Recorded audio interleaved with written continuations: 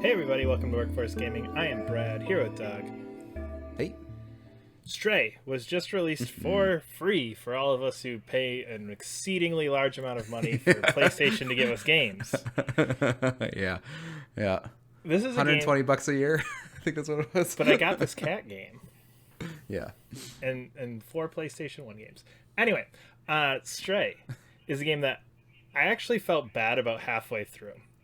Because I feel like I wrote this game off for the same reason that a whole bunch of people were super into this. So, like, I basically looked at this and went, seriously, like, the whole hook is you play as a cat? Like, whoa, you play as I a think cat. is a great hook. I think it's so funny that you think that's a dumb hook. Compared to all...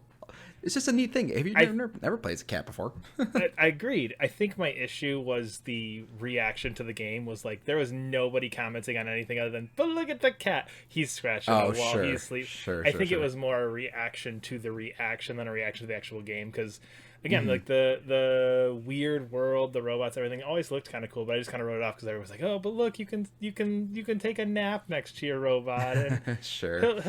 he'll purr and it's just. I have nothing against cats. It's just like I don't understand the obsession. Anyway, I feel really bad because I feel like I wrote it off because of the cat. And I was like, it's just that cat game that everybody's going to go, oh, look at the cute cat. And this game is so good. And I'm a little bummed I didn't get to play it. Yeah, just to start off, Brad, you finished this game. I haven't touched this game yet. Yeah. And in my mind, like... And again, I think this was more taking from people's reaction, what people were thinking, more than what the actual game was portraying. As my mind, this was just going to be a game about this cat. And I was like, look, you're a cat and you do cat things. And that. The cat really, honestly, in my mind, could have been any animal, anything. It doesn't matter. Like, the cat almost felt like it's like, well, there are 1,000,001 weird sci-fi games like this. So what is our thing that will get us attention? Oh, what if we make the main thing a cat? Sure. And that honestly, as I was kind of finishing up, was like, really, like, I could have been a person. You'd have to adjust a couple gameplay mechanics, but I could have been a person, a dog, or whatever, a random another I could have been anything. The cat really just for me felt like, okay, this is our hook to get you in. This is our hook to get attention because we know there are 100 other games that have you walking around futuristic empty cities that have there's 100 other games. So here is our cat. That's what's going to drag you in. Yeah. And I think that's where this game got all the attention from. But underneath that, if you actually look at what this game is, it is so good and so interesting that I don't even want to discuss the cat anymore. Like, I want to move on from the cat to talk about the actual game. So I feel like every review, everything I see is, but the cat's so cute, and look what the cat doesn't. I do have one question on the cat, though, and not the cat specifically. Is it interesting that you're playing as a character that isn't really a part of the story and it's just kind of like moving through the story? Is that an interesting idea? Yeah. Like you're saying you could be anything, but is it just interesting that you're an animal that's not really a part of it?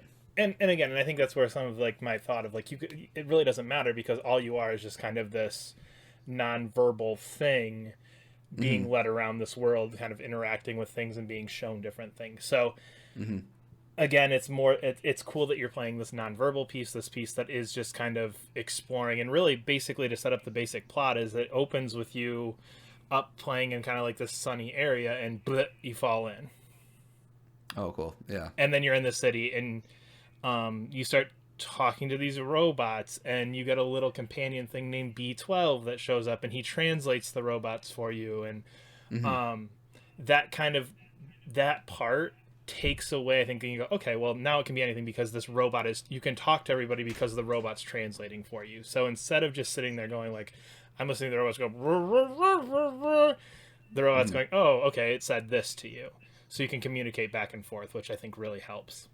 So like this little guy, B12, that's with you is basically your way to interact with the world. He grabs things for you. He gives you like the little backpack thing and everything kind of gets digitized into your backpack and he interacts with the world. So again, that's where the idea of you could be anything kind of comes from, is because of the way that B12 is really the one interacting with the world. He's just going like, hey, can you get me up there? Hey, can you go over here? Hey, can you look for this? Like that sort of thing to the cat.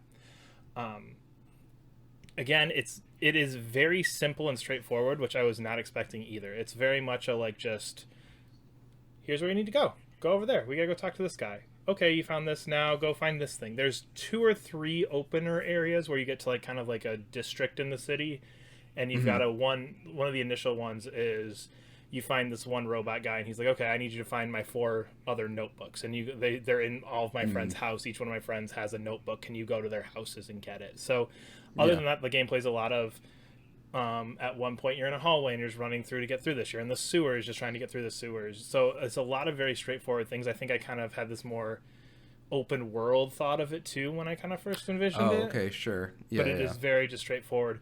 What was that, like a pleasant surprise? Because I know you're not really a fan of open world games. Were you happier that it was ended up being linear? Yeah, like... I think the fact this thing was like 5 hours, fairly straightforward. I think that's exactly what I need. I think that actually bumped it up for me. But yeah, really, the game is just investigating this world. So you land in this city. As you start talking to the robots, they talk about things happening for hundreds of years. There's things about where did the humans go, what's going on. Nobody really knows. They talk to you as the outsider and that nobody's left in hundreds of years. And basically you meet B12 and a couple other robots who are like, we're going to help you get out. We're going to help you get out of the city. Nobody's done it before. People have gotten to certain distances. People have gotten so far, but we're going to help you get out. Is it like, because the thing I thought that was interesting what you said was like, you said this, the games, like when you first started this game, like could be like a million other sci-fi games, but the world you've painted so far is like, I mean, it sounds interesting, like an underground city full of robots and they're trying to get you out. But is there, I guess, is it spoilers of like, oh, the real hook though? Is that kind of spoilery stuff? Not even, there's not even really spoilery stuff, because that really is all it is. It's a lot of mysteries, and again, it all ties up really nicely at the end. But the hook is that just this world is really rich and there's a lot of interesting pieces in it. But I think it's one of those things that if you were to sell it on, well, you've got this B12 robot who talks about how he's been shut off for hundreds of years but knows some human things, and what's up with him, and where did the humans go, and what are these robots doing? And as you go through, you see different things with the robots. And I think that's a hard sell for a lot of people, because it's just, okay, this is like really hard sci-fi of like, there's this abandoned city. Like, hard sci-fi is a hard sell, but you put a cat in it and we're good to go. Because a lot of it is just investigating what happens and seeing as you go through this world where things move. And there's lots of things that I think took different paths than I kind of thought they were. There were one or two moments where I was like, ooh, okay, that's interesting. I like this. And a lot of it is just very basic puzzle solving. There's lots of, how do I get up there? Which things can I jump to? What's the distance there? It does do a really good job of, I think, kind of playing with the pacing a little bit. The first part is really a lot of just run around as a cat. Look, you can knock things over, you can click on things, you can grab things with your mouth, you can scratch things. This is so fun. But as you go through, you start going, okay, there's more puzzles here. It's like, okay, where is this thing? There's one where you're knocking over books to get to a safe. There's ones where it's just, again, towards the end, there was actually one puzzle I kind of got stuck on, and it was like, you need to get into this area that's blocked off by, there's lots of evil corporation did this stuff because, again, sci-fi. Exactly. Hard sci-fi. Exactly. So we need to go get this uniform, and there was a couple puzzles where it's like, okay, like, how do I get this guy here to go here and not notice my cat? So there is some puzzles that come up. Again, a lot of it changes. I keep saying towards the end, it took me maybe 4 hours. So kind of back half, last 2 hours is where things kind of changed up a little bit.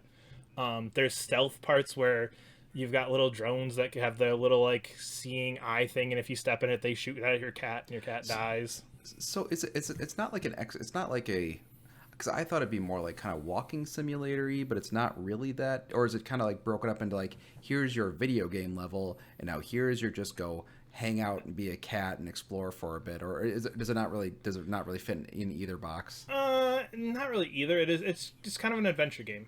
Just think like walking around the city exploring. Walking around the city exploring. Okay, I got to this part, now I need to do a puzzle. Oop, I'm in the section that is run by the Sentinels. I've got to be careful here because they can see me. So there's lots of that. There's even a couple action-y parts. There's one part where you get like a thing that there's these little guys that kind of jump on you and try and attack you, and you get something that like you can kind of almost shoot at them, and it gets kind of action-y for a part. So it kind of changes up too. Just, it's one of those things where I went in expecting like, okay, I'll play this. I'll give this a half hour. I'll run around as the cat and go, oh, yay, fun. And then as you get into it, the more you start to see what they're doing, it is a really, really good game underneath just this, what was, I think, sold as play as a cat. Ah, shoot. Damn it, dude. I don't want to spend $120 to rent a video game. I do believe you can buy it.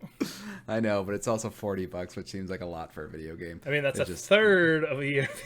yeah, I know. No, that sounds really cool. I was really excited for this.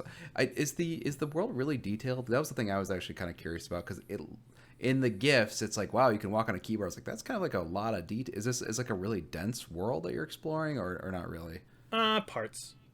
Like, Okay. I like when you're walking on a keyboard, it's not like you can tell what buttons you're hitting or you see anything like that. It's just like, sure, there is a something sitting on this desk, and I went click click click when I stood on it. But I just meant like I thought that was like an interesting detail that they would even add in the game, to that made me think, it's like, oh, is this like, when I'm looking around, it's just a lot of like just environmental filler stuff that's just kind of neat and world building. Yeah, there's lots of, like, when you climb up on something, you can knock the bottles off of. There's one puzzle where you have to climb up to the top, and there's stuff sitting on a top shelf, and you need to wake the guy up, so you climb the top shelf and start knocking all the stuff off the shelf next to him. Fun. So Yeah. there's lots of that kind of stuff where it's you can knock things over, you can push things around, you can jump on almost everything. There's lots of when you're looking, you can kind of see multiple paths to get to different places in some of the more open areas, and there's lots of like weird cat things you can do where it's like, oh, there's a couch, if you climb up on the couch you can sleep on it. Oh, there's a spot on the rug that you can scratch at. Oh, if you do this. So there's lots of that kind of stuff. So again, I think that stuff's all in there just to kind of be fun and play around with. But honestly, again, like, The the sci-fi stuff, like, it's so good. There's so much good sci-fi stuff in this that it's like, why are we talking about this cat? I don't care about this cat. The sci-fi stuff, and again, I don't want to get too much into it, is so cool just because, again, it's a good story and it ends really well. And just that it's constantly adding mystery unto mystery. Where's this corporation? Where are the humans? What's B12? What's the robots doing? The robots are all really personalized too. So like some robots are doing these things, and they all have very distinct personalities, and they're clearly trying to imitate humans. They know of this outside, but nobody's ever seen it. So there's just such a cool world that they've built that you kind of just get to wander through. Nice. Cool. I will probably be checking this out then. You probably should. But anyway, we are Workforce Gaming. You can follow us on Twitter at Workforce Gaming. Subscribe to us wherever you're listening, and we will see you later. Bye.